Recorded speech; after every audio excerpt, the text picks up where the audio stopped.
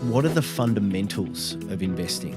We can get good, solid returns with relative risk. It's all about finding the right opportunity. What starts good only gets better. What starts bad only gets worse. Welcome to the Melbourne Property Podcast. I'm Sky. And I'm Lindsay. And we're your hosts and Melbourne property experts. This podcast is your weekly source for insights, data and tips on navigating the ever-changing Melbourne property market. Whether you're buying an investment property or your dream home, stay tuned for the next 30 minutes as we give you exclusive data and trends that will shape your next property purchase. And please remember, this information is general in nature and should not be considered financial advice. If you'd like a more personalised conversation, book in a call with the Conversions Buyers Agents team and we'll take it from there. Now let's dive in. Welcome to another episode of the Melbourne Property Podcast. Today's episode I'm super excited about because it's one we've had a lot of clients and a lot of listeners ask for, and that's small scale development. What's possible right now? How do you go about it? All the kind of questions that you might have bought a site, and we have people looking to reach out to us saying, I want to buy a site with subdivision potential or development potential. What does it actually mean? So we're going to unpack that today in a bit more detail with our special guest, who I'll introduce very shortly. But to first kick things off, Lindsay, how are you travelling today? I'm really well, yeah. Like you said, I'm excited for this episode. I think we're going to have a lot of practical insights and tips for listeners. But I'm also excited because it's someone that we see quite regularly on a daily basis almost, but we haven't really had the chance to delve deep into his journey and how he got to where he is today. Perfect, yeah. So our special guest, he's been in the property space since I think he was 15, anything from small grading flats to kind of large commercial projects. So Michael from Viva, how are you? I'm good. Thanks for having me on, guys. It's good to have you here. As always, I don't know if you've listened to the podcast or not, let's just say you do, but we like to kick things off with a small win for the week. So what have you done? What's a good little success you've had this week? So are you able to kind of share one of those with us, and we'll take it from there? Personal or commercial? Could be both, or either. Well, my daughter, so I've got three kids. I've got an eldest who's 8 and a middle daughter who's 6. And then a youngest boy who's 2. And my middle daughter, she got MVP for her basketball season just gone last week. So she was pretty rapt with that. Yeah, nice. Yeah, she's a little rocket. Very good. And I think I'll keep mine sporting themed as well. I got to the Tiemens game yesterday. For those listening, this was recorded the day after Melbourne had their kind of 5th biggest comeback of all time against Carlton. So a bit miserable at half time. 45 points, I think it was. Yeah, 43 points, I think, at its worst. And it's weird to be down by 43 points, but still think your team has a chance. And I only had that not because the Demons have proved that, because how bad Carlton have been lately. So I'm glad I stuck that through for Max Gawn and Tom McDonald's 250th. So it was a really good outcome. But maybe you'll be less sporting. What's your win of the week, Lindsay? Mine is that our giveaway ended yesterday. So for those that don't know, we are giving away our full buyer's advocacy service to one lucky listener. So we've had some really interesting applications come through, from sort of teenagers building out their parents' portfolio, through to people who, were once property investors, have had a change of circumstances and, are now starting from scratch, but everything's changed. So some really great applications, and we'll keep everyone updated on where that goes. Perfect. Very good. Well, where do you want to start, Lindsay? Yeah, I guess so. You're the founder of Viva, but where were you before that? How did you get into the industry that you're in at the moment? And just give us a little bit of information about your background. So my first job, I was working for the Hawthorn Football Club. I was very lucky in the AFL. Yeah. Very lucky to get a gig there at the ripe old age of 17. And it was in the finance department, lowest level paid job at the entire club. And I was the youngest there by a country mile. And, I started dabbling in investments back then, 17, 18 years of age. I still remember trading the Australian stock market, and I'd be trading bank shares and this and that, like just anything I could get my hands on to make a bit of money. And, for me, I was on this quest of just discovering anything about wealth creation. I was surrounded by some very prominent people, in the football club. And for me, within a few years of being at the club, I was sort of asked to sit on the finance committee and the new business committee, and I got exposed to some really interesting people during that journey, and many of them very, very wealthy people. And so for me, it just became quite a curious sort of experience, because I would just ask them questions about, how do you build wealth? Like, where do you start? What do you look at? And they'd be like, oh, you're going to be doing stocks, or you're going to be doing this, or property. And it was actually at my time in the new business committee that we started to go around and look for investments outside of football for the football club to generate more revenue. And this was at a time where, pokies venues were very popular amongst football clubs, and gaming venues and all of those sorts of things, pubs and clubs. And so we actually put together a couple of really good, strong deals while we were there. And so for me, it sort of became a bit of an unraveling from there. And I started to go along to some property events and property seminars and business networking events while working full-time at the footy club. I was at the football club for 6 years. At a really interesting period from 2006 right through to 2012, where the club enjoyed a lot of success, and I was part of that and saw what it took to, for a successful organisation like that to reach the pinnacle, which is ultimately winning a premiership and success in membership numbers and all of those sorts of things.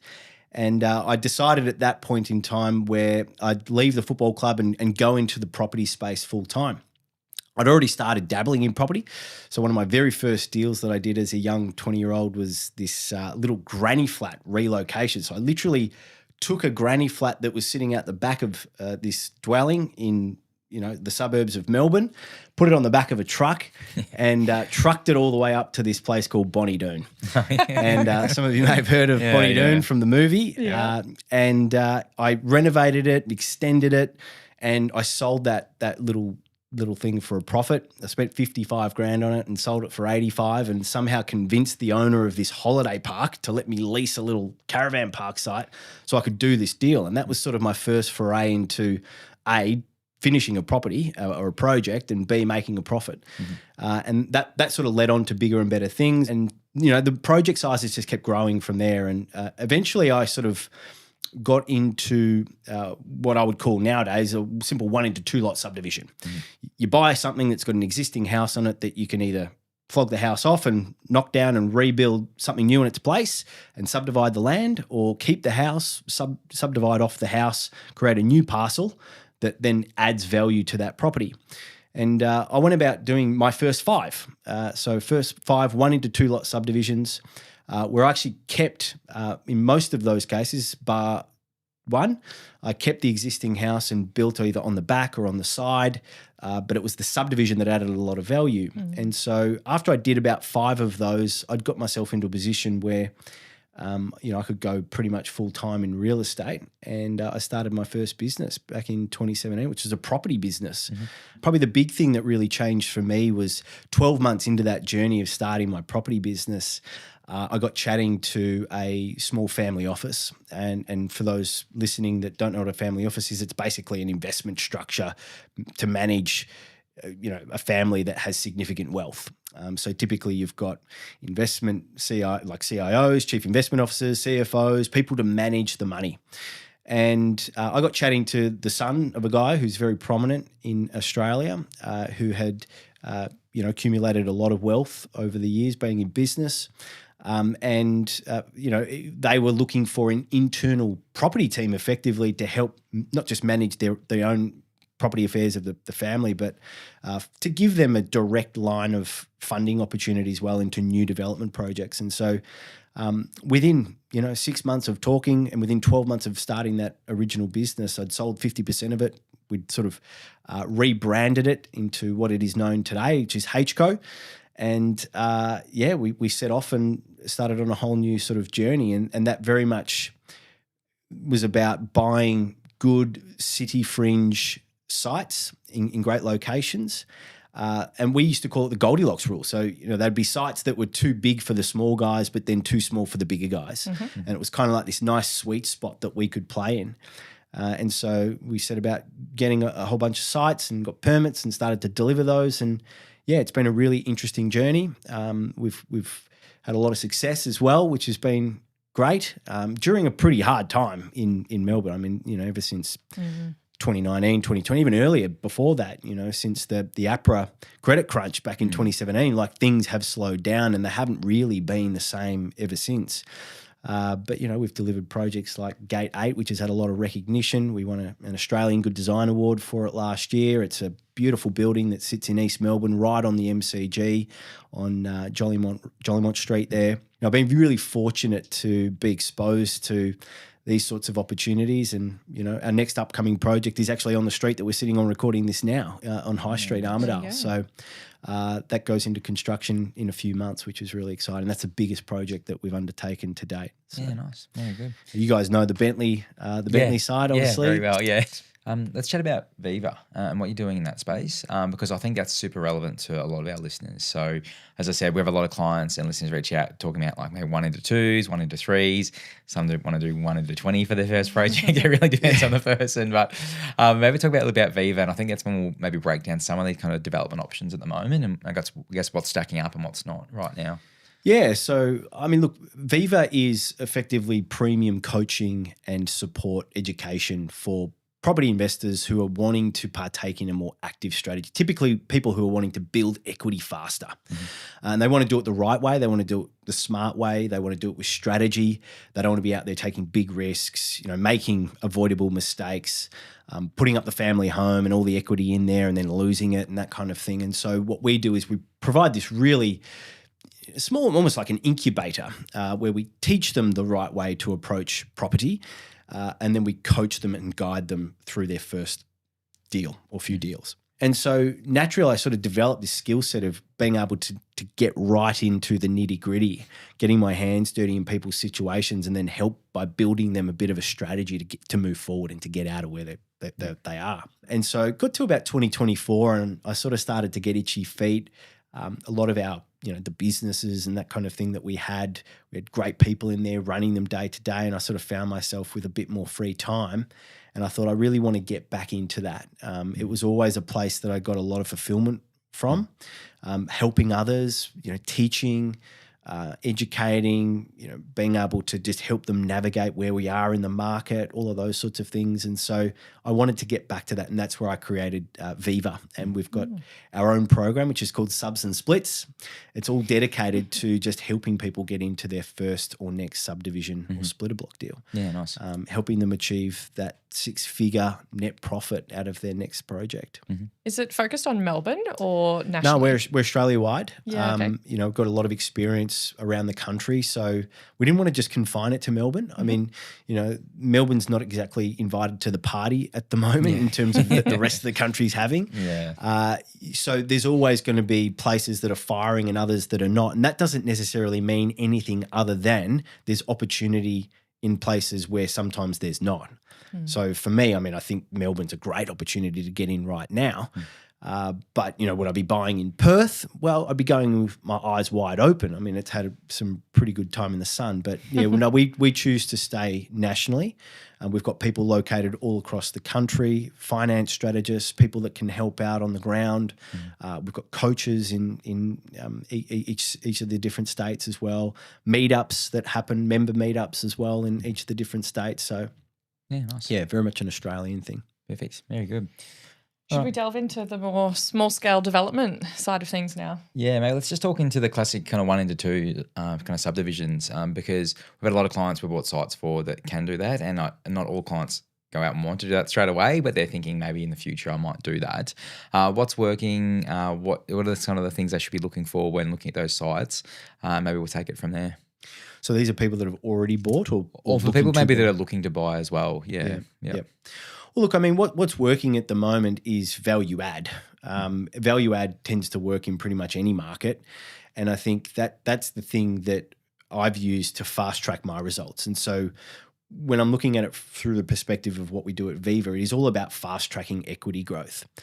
If you're buying and holding in the current market, that may have performed well in places like Brisbane, Perth, Adelaide, New South Wales has performed incredibly well. Sydney has performed incredibly well over the last 10 years almost, right? So our strategy is about finding the right suburbs to invest in where you might get a lot of that capital growth as well, but the fundamental numbers work on today's rates as well. Yeah. So the deal's got to stack up in its own right, but we go through a big process of suburb location research. The big thing for me is you just want to become an area expert in 2, at the most 3 suburbs or areas. I call it sort of working an inch wide, mile deep. You want to be known in those markets. The compounding effects of you operating in those markets and doing a good job are exponential because people start to know, like, and trust you. Deals will start to arrive on your doorstep that you never would have been able to find when you first started out. And so it's about doing those good core fundamental things right. Subdivision, does it work in most places? It does, but you've got to buy right. It always, in my opinion, always comes down to the buying. Yep. Yeah, that makes sense. Yeah, there's so much equity to be made when you're buying from day one, particularly if you know your numbers and you're confident. Like, again, we've worked on some stuff together and it's all about finding the right opportunity. And I think for the development sense, a lot of people think site access, plenty of space out the back, good to go. But I guess it's not that simple a lot of the time. Yeah, there are hidden things, often the things that you can't see. Yeah. And so we talk about this a lot, and that you've got to know where your availability of services are. You've got to know where you're going to connect into them and how you're going to connect into them. Do you need to get permission from a neighbour to tap into a sewer? Those sorts of things. Like, are there any issues here that is going to make it challenging for you because the main sewer stops 50 metres up from the site? So you want to try and avoid those sorts of things by going in eyes wide open. It's often very simple searches, and if you're not sure about, hey, does this look right, like just getting that checked by someone who can give you the straight answer, who can give you the guidance. Yep. So I guess, who are those people though? Who are the sort of people that you need on your team? And particularly when you're looking state to state, obviously, the local council are going to have different regulations around when you can subdivide, when you can't, what that looks like. What's the sort of ideal team that you should build around yourself for that? It's a good question. So, I mean, like your core team is always your private town planner, not the council duty planner. They can be helpful, but they're not, they don't have the level of entrepreneurial thinking that you're looking for. They'll tell you yes or no, black and white sort of answers around what you maybe can or can't do under the land use or under the overlays that sit on the site. But what you want to be doing is working with a town planner that can be a bit creative and can workshop scenarios with you and can kind of help point you in the right direction, can connect you up with other consultants. So your private town planner is by and large, your first port of call. You've got a land surveyor, someone who can draw the lines on the surveys and get the land surveyed so you know exactly what the lay of the land is. You've got a building designer in some cases. So if you're planning to design and build a home or any sort of dwellings or improvements, then you'll need someone who can actually draft it up and give you a clear indication of what your building envelope is, what you're working with, to then help put that through to your feasibility. And then you've got a whole range of different engineers, builders, legal people who can help you with contract reviews and conveyances, mainly your finance strategists as well, who can be there working through how are you going to fund this? Yeah. Where's the money coming from? What's the split of debt and equity? Do you need a bit of a top up on MES or this or that? Like, working through the actual strategy around the money. Yeah, nice. Perfect. Obviously, you speak to a lot of, I guess, maybe first-time developers or people like in the program are kind of working through what that looks like. What would you say the more common mistakes you see? Like if they're kind of looking at their first site, maybe it's before they've done all the training and kind of the coaching, like what's the kind of key mistakes you see guys first-time developers make? Look, I think if you're not working with anyone who knows what they're doing, it's very easy to fall into the trap of overestimating what you might sell your end product for, and underestimating what your costs might look like. At the time of this recording, we're pretty much, we have a war going on, and we have an oil shortage, and that is already starting to flood through to the market. We've got suppliers like Reece pushing prices up on PVC, conduit. It's the price of asphalt's going up. Like anything that is impacted by supply chain, anything that's impacted by oil shortage is ultimately going to cause havoc. And so estimating your construction prices has been a challenging task over the last 4 or 5 years with COVID, supply chain disruptions. We're now starting to see that again. So what you want to be doing is going in with a very clear picture about what does your exit look like? Does it involve building? Could you potentially alter that strategy where you are going and partnering with a project builder or a volume builder and selling as a house and land package? Could you potentially go in and buy a block of land that works perfectly for what we call split contracts? So this might be getting a permit for a row of townhouses, but then you go and sell those as split two-part contracts, for land and build. So there's a lot of ways you can de-risk your project. You can increase your equity returns by just being a bit more strategic, but ultimately you've got to have those people that you can bounce off that can workshop that with you. And so if you're overestimating sale prices and underestimating costs, you're already destined for some pain. You know, often what starts good only gets better. What starts bad typically only gets worse in my experience. And being able to forecast for things like a war, it's pretty difficult to do. But even small things, like we've got our own small development where the town planner at the council quit his job, but he did all the work on it, so they had to start again. So you're back to square one. Yeah, there are those sorts of anomalies that can pop up, and generally speaking, just having good contingencies in your FISO can be enough to avoid that sort of thing from happening. What do you look for? What makes a good 1 into 2 site? So let's say we're looking in Melbourne. You're looking for a 1 into 2. What are you aiming for? Well, look, aside from all the obvious things, in that looking for the right land parcel. Generally speaking, from a numbers perspective, we're looking for the returns. And so the reason why many of us invest in property is because we can get good, solid returns with relative risk. There's leverage ability, with banks and lenders. And so what we're wanting to do is really put our equity to work for a portion of risk, essentially. So what I'm always looking at a site through the lens of is I want to be able to make the highest amount of return on the least possible amount of cash with the least amount of risk in the fastest possible time. So the less time my money can be in the deal working, the higher the return likely is to be. But I also want to make sure I've mitigated risk too. I don't want to be going out there and putting my equity in places that I risk losing, And so for me, it's about understanding your numbers, knowing what goes into a FISO or a spreadsheet, and then having a reasonable view on how this is going to play out. And so I'm looking at what's the end product going to be, because if you can't get out of the thing, then effectively a paper profit doesn't mean much when you're trying to put food on the table.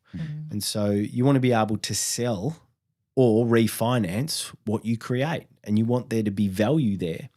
And so a lot of work generally goes into more of the pre-planning stuff. And so, where you would start in that is, well, you want to go and get a good session with your finance strategist. Understand, how are you going to afford? What can you afford? That's going to lead into what area you're going to look at for a property, right? Because a lot of it's going to be price point driven. And then once you get it, how are you going to fund it? How much capital are you going to need on top of that? Like typically we get questions like, well, how much money do I need to get into a small lot subdivision? Well, it really depends on the purchase price ultimately. Your cost base, area dependent, is largely going to be fixed. So your holding costs are going to be relative to the debt that you're carrying and the property's value and the council rates and the land tax and that type of thing. The cost of the subdivision is going to vary, typically based on state to state. So Adelaide tends to be the cheapest place to do a subdivision. Then you've got sort of Melbourne. Queensland is probably the most expensive state to do a subdivision in, just a simple 1 into 2. Doesn't mean they don't work. It just means that it's got to be factored into the numbers. And so often you would start there and that would then lead you to, okay, well, knowing that this is my situation, this is how far I'm prepared to travel, and this is my sort of experience level and where I'm starting out, I would choose X amount of suburbs. And then the question becomes, well, how do you know which ones to focus on? And we sort of talk through this in Viva, which is going through our suburb comparison tool. You want to be able to stack them up side by side, and then you want the numbers to talk for you. Like this would be the best place for you to focus your energy and time. And so we sort of step through that. And then so you get from there, and then you get into your target location research. And we teach our members to basically dissect a market into the low, the mid, and the high, not just on a comparable price as a sales and listing price, but also on a price per square metre of land. We are dealing in the commodity of land when we're talking about subdivisions. And so what we want to be doing is buying the land for as a cheaper land rate as possible, and then selling that into what we call the middle of the market. This is where the bulk of the buyers live. This is where they are, the frenzy of people. They want typically the thing done for them. They don't want to have to buy a problem and sell a solution. That's what we do as investors, and that's where we typically make our money.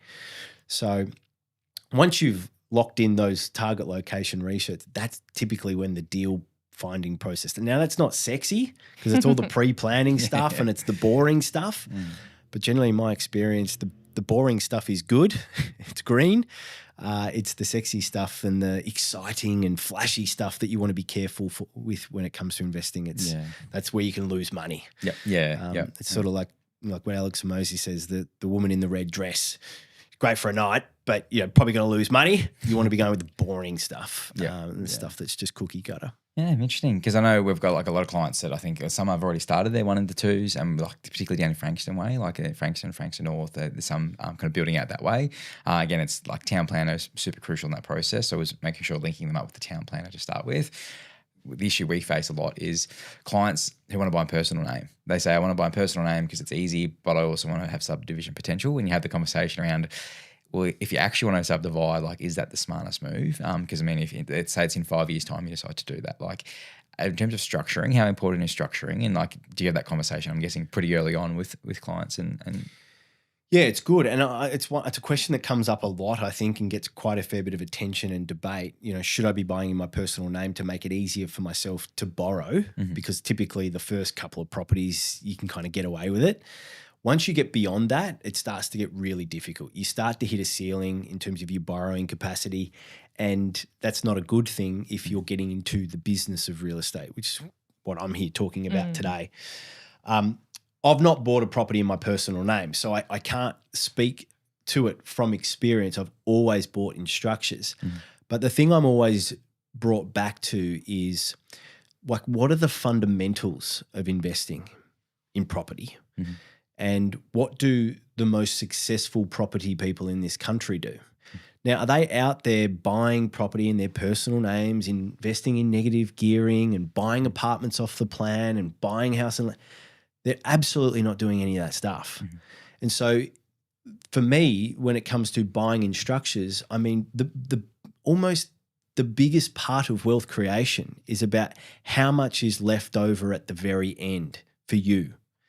Not for the ATO, not for your listed consultants, but for you.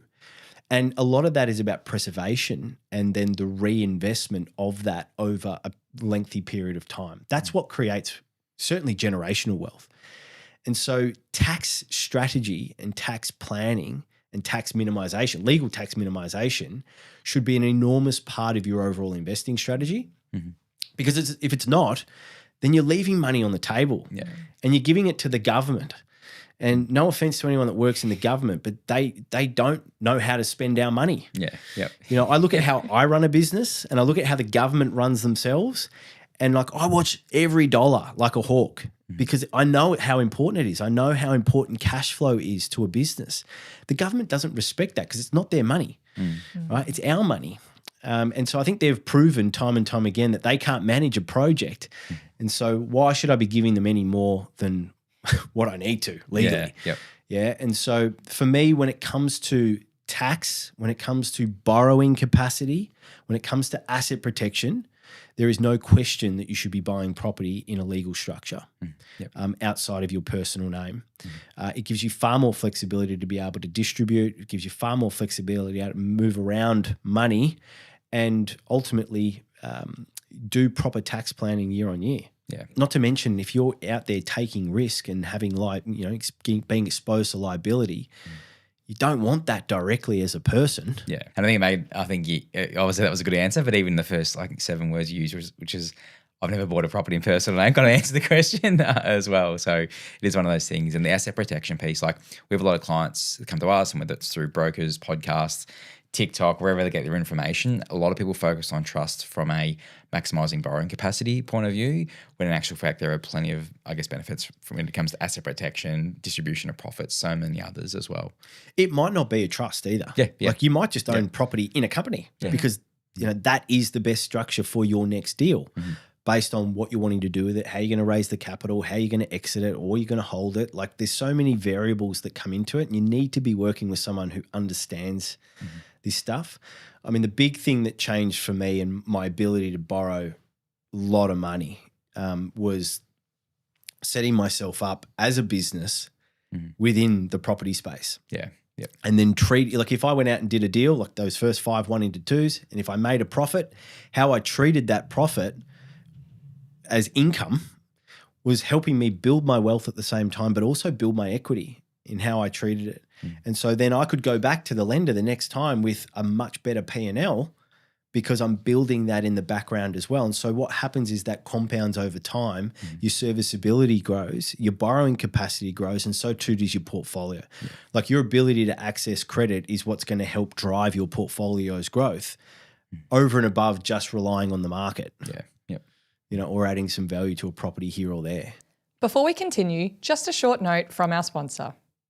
Property is a powerful way to build wealth, but knowing what to buy, where to buy, and when to act is where most people get stuck. If you're planning your next property move and want clarity, book a complimentary call with Sky Hammer from Convergence Buyers Agents. Sky works one-on-one with his clients using a data-driven approach and on-the-ground insights. He takes the guesswork out of buying and aligns every purchase with your broader strategy. And as a former diplomat, Sky knows how to negotiate confidently and get results. You're never left wondering if you overpaid or bought the wrong asset.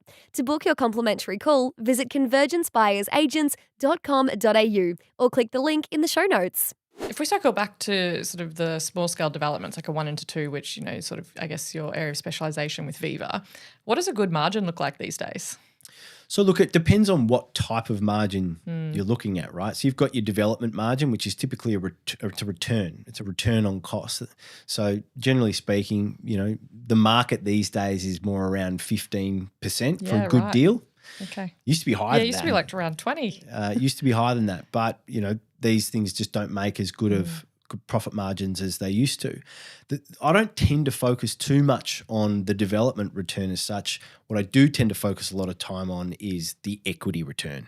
So my IRR, my internal rate of return on my equity. And when I say equity, I'm talking about my hard-earned money that's going into the property that sits beside the debt or sit above the debt in the capital stack. So I'm going to borrow some money from the bank, that's debt. I'm going to put some money into the project, that's my equity. Even if that equity is coming, say, from another property that I've refinanced and I'm drawing it out of debt on that property, it's still treated as equity in that next deal. And so what I'm always looking to achieve is a return on that equity that is better than any other asset class than I could put it into today or tomorrow. So, we've got a tool that I developed many years ago called our opportunity cost analysis tool. And so this is a tool where you can go and plug in a property that already sits in your portfolio. It calculates what your equity currently is. It forecasts it out over the next 10 years. And based on a whole bunch of inputs that we show you on where to go and find on the internet, free, it'll forecast out what your equity returns look like as well over that 10-year period. So is your equity performing? Is your equity underperforming? And how does it sit when you benchmark it against, say, private credit or public equities, putting in the stock market, putting in term deposit, buying government bonds? And so we're always wanting to achieve a much higher return than what we can achieve in those asset classes because we're taking risk. By owning a property, you're taking on risk. You've got tenants, you've got maintenance, repairs, you've got market volatility, you've got all these different factors that your equity is exposed to. And so when it comes to development, we sort of take that level of risk up a notch because now there's more variables. We've got to be able to go and get a planning permit for what we want to do. We've got to then go and maybe build. We've got to go and put services in. So there's extra costs. There's more equity that's required. We've got settlement risk. We've got market risk. We've got government policy risk. Like anything can change. And so when we're talking about equity returns, generally speaking, when I look at our member deals, ultimately we're achieving above 40 to 50% returns on the equity that goes into the deal in a 12-month period. Yeah, nice. That's about where it sits. So less about development margin, more about the equity returns and the risk that's being undertaken to get that return. Now, there's certain things that you can do in a project that are going to dramatically boost your returns. So, for instance, negotiating a longer settlement. Remember I said before, like the shortest possible period of time that my equity stays in the deal, the better the return. Yeah. It's because it's not out there for that long flapping in the wind, having to be exposed to risk. And so I would much prefer my money to go in as delayed as possible for as little as possible. Okay. And if I can get things paid for in other ways, or if I can negotiate some vendor finance or whatever it might be, that's going to help my equity return and my risk profile. So like one of those deals that I did back in the first 5 1 into 2s, my first 5 subdivisions, one of those was a vendor finance deal. So I found a deal, it had been on the market for a few months, didn't seem to be moving. It was on a 1,200 square metre land block. And I approached the agent and sort of said, look, I've got no issues with the price. The price is fine. I can pay you ask price. What I need is I need some time on the 20%. So I can go to the bank tomorrow. I'll get 80%. I'll settle on the property within 60 days. Vendor gets 80%, but the 20%, I'll need him to leave in the deal for the next 24 months. The vendor agreed because he was like, well, I'm going to get my money. I'm going to get a small little interest ride on the money that I leave in there, and it's secured. Yeah. So that allowed me to save 20% of a deposit that I didn't have to put into the project, which then allowed me to put it into the add value expenses like the reno and the subdivision itself. And so within 12 months, I'd already sold off the existing house, renovated on its own small parcel of land. I'd paid down the debt on the back parcel of land, and that was completely unencumbered, of which I then went and built a duplex on. And so just being smart with your money is going to dramatically increase your equity returns. We've spoken about a few different numbers today. The top 3 numbers for you when you're kind of pulling together a FISO. What are the 3 numbers that I guess you spend the most time working on and that I guess can make or break your deal? Yeah, well, the first and the most important is your revenues. It should be your biggest number in your spreadsheet. If it's not, it's the wrong deal. Keep looking. So I spent a lot of time looking at revenue, like how are we going to get the money back and make a profit. It's the exit that you spoke about.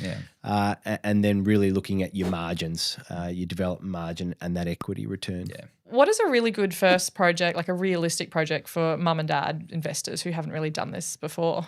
It's probably more about the approach than it is the actual deal. So one thing that I often say is that you don't want to go into your first project thinking that you're going to shoot the lights out, that this is going to be the thing that changes your life and it's like winning Tats Lotto because, that can be somewhat a bit of a trap. What you want to be thinking is how can I go into this and get some really great learnings? How can I come out the back end with a profit, whether it's large or small, it doesn't really matter. How can I come out of this with a few lessons, but also the exposure to mitigating risk along the way? Typically speaking, your first couple of deals, it's just about building that experience. It's almost like your apprenticeship. But the great thing about property is that as you get better, so too do the deals, so too do the profits.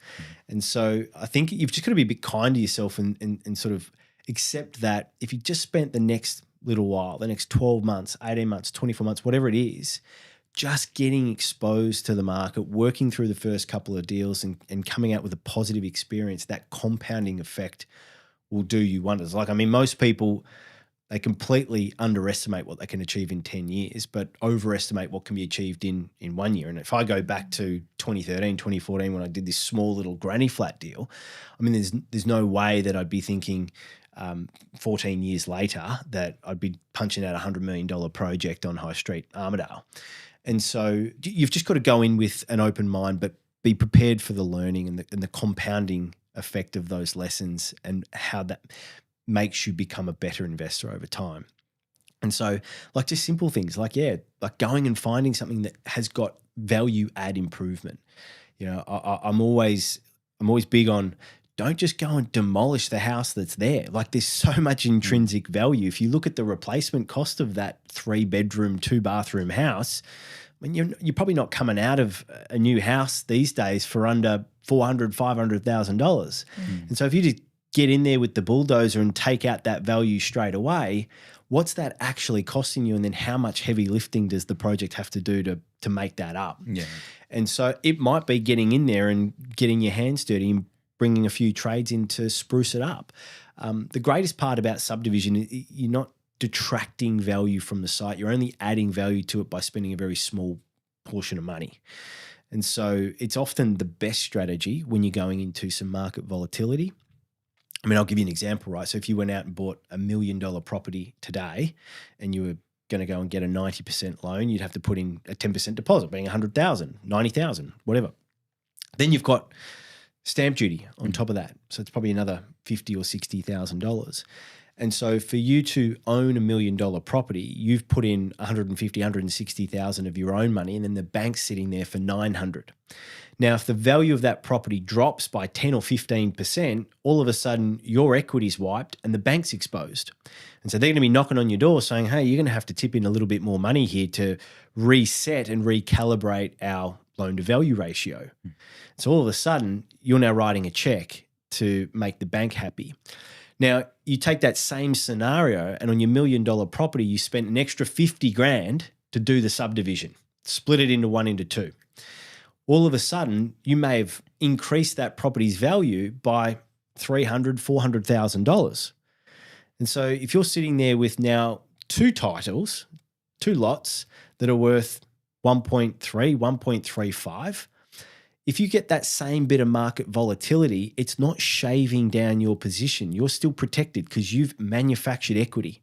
And so if the market drops by 10 or 15%, that's like 130 grand, 150,000 off your 1.3 million. So you're now down to 1.150. You're still ahead of the game in the same scenario. And so I often look at that and I think, well, that's a great strategy. Like I was having a conversation last week and we're going through sort of the benefits to subdivision. And okay, well, if I had $200,000 and I went and bought a property and I did the subdivision to it, I might be able to walk away with $200,000 in profit. That's normally about right. You know, the money that you put in equity is often you're trying to match that back in profitability as well. So you get your equity back and a profit on top. They're like, oh yeah, but I could just go and buy a property and just put a deposit down and let it sit there for the next 18 months and it'll get a 20% uplift in value because the market. And I'm like, yeah, but that's the problem with your thinking is that you think the market's going to keep going, right? Melbourne hasn't done much in the last 7 years.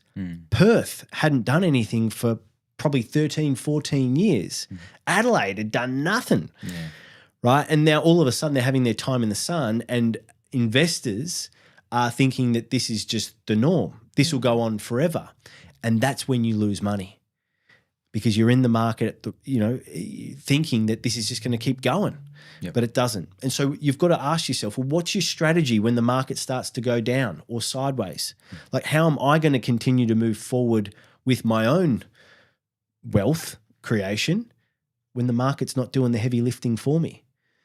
And so we sort of just try and block out market growth altogether. We're like, look, if it goes up, great. If it goes sideways, great. It's an easy market to predict. If it goes down, that's not a great thing, but we want to be trying to avoid that at all costs. But ultimately, like it's sort of a bit of a curse if you're just speculating on a market expecting that the capital growth is going to do the heavy lifting for you because the music does stop. Yeah. And speaking of speculation, so we get a lot of feedback, obviously, on socials, but also listeners on obviously what's happening with the state government here in Victoria. And particularly like we do a lot with, I used to do a lot with Queensland developers and doing some work up in Queensland. None of them want to touch Victoria at the moment due to just the policies in place and that type of thing. Obviously, upcoming state election, from a developer's perspective, this is putting a developer hat on. If there is a change of government, do things change overnight? Is it business as usual because you kind of factor that into your workings? Where do you sit on that, I guess, from a development perspective? Look, I mean, things can change really quickly. I mean, sentiment's one of those things when the wind shifts, people start to feel good. There's optimism back in a market. If we're talking about Victoria, a lot of the time we often feel that around footy finals, spring's coming around, you've got the spring racing carnival, you've got the AFL grand final, like you can smell the cut grass and like often just those signals are enough for people to start to feel a little bit more optimistic. Unfortunately, it would take a lot more than that for this state to feel that way and for the sentiment to change because it does feel like there's a bit of a wet blanket on Melbourne and a lot of it is driven by policy from state government. It's driven by the decisions that were made during COVID. It's driven by the number of businesses and insolvencies that have occurred in the last number of years as a result of poor decision making, not by the business owner as such. They're just a factor of the failure from the leadership, from the corruption. People feel depressed about that. People feel betrayed about that. People feel that maybe our best interests aren't being looked after by these individuals that are elected to run the state. And, all of that sort of feeds into it. But when you're sending a signal, not just to other states, but to the world, that we are not a place to invest, capital stops flowing. Yeah. Right. And when the money stops, the economy starts to slow, people start to feel negative about the overall sentiment of where we're at, and things get hard. And then when you start to layer in taxes on top of that to try and solve some of those problems, it just becomes this compounding effect where people just get to a point where they're like, this is just too hard for the level of risk that I'm taking versus what I'm making. It's just too hard. I mean, the reality is that we've got structural problems across the whole country at the moment, in our governments. It's a tough time for governments. I'm empathetic to that. The world is quickly shifting. We have gone from a world and a globe that is very geographical in nature. If I wanted to open a business, I find a storefront, a shop front, and I sell goods and services to a very localized market.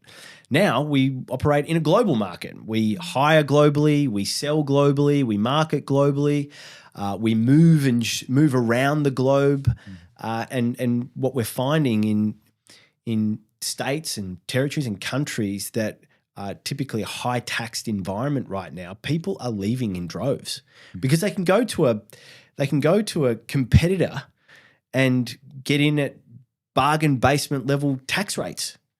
And so if you're a high income earner and you're looking at your tax statement going, well, hang on a minute, why am I giving away so much when we could literally just shift to Austin, Texas, which is a highly rated city to live in.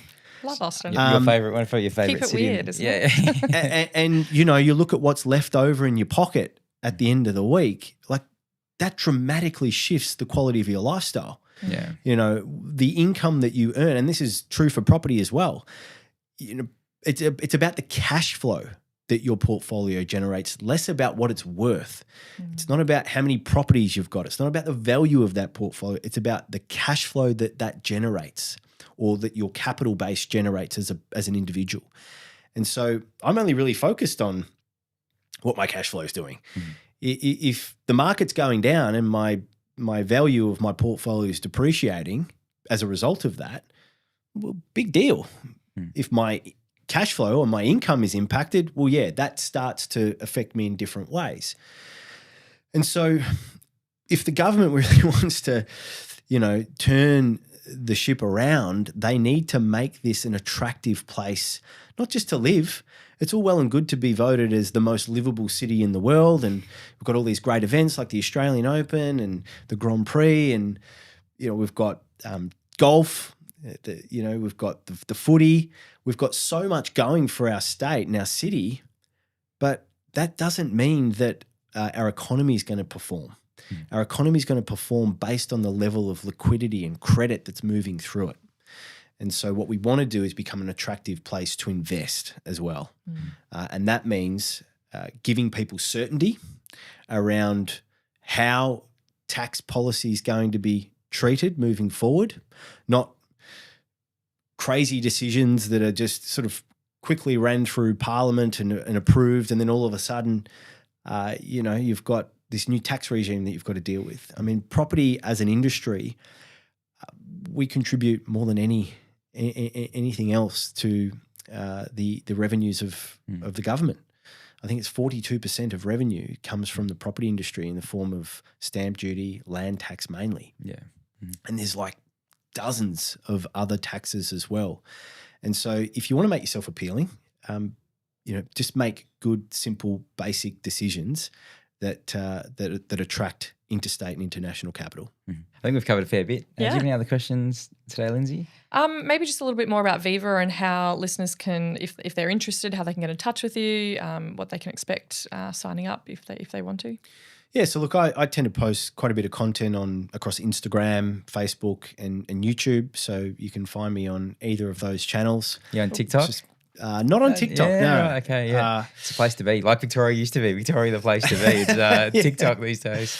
We'll put everything in the show notes. Yeah, so look, I mean, you can jump across there. I've got free trainings that you can watch, and you can just jump into the DMs and give me a DM, and I'll have a chat with you and probably put you in touch with one of our team. We've got people located all across the country, so we conduct pretty cool strategy sessions that are a bit different.